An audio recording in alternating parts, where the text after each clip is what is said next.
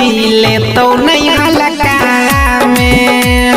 भैया से अपन कहे गे छौड़ी ले तो नहीं हल्का में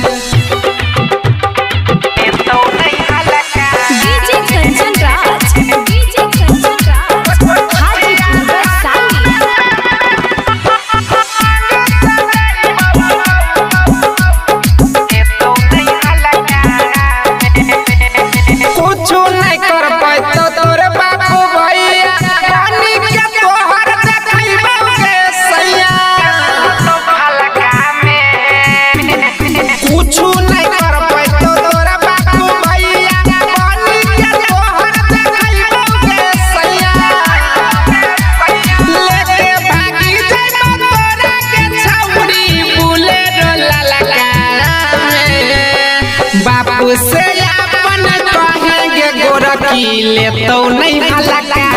में बापू से अपन कहेंगे छौड़ी ले तो नहीं हल्का में तो नहीं हल्का डीजे कंचन राज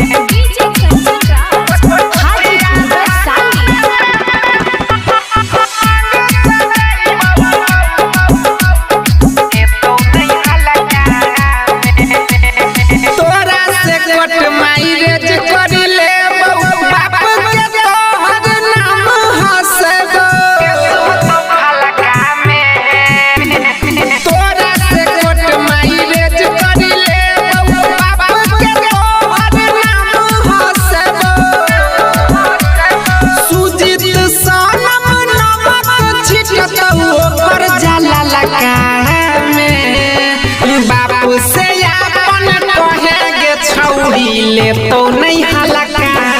में भैया से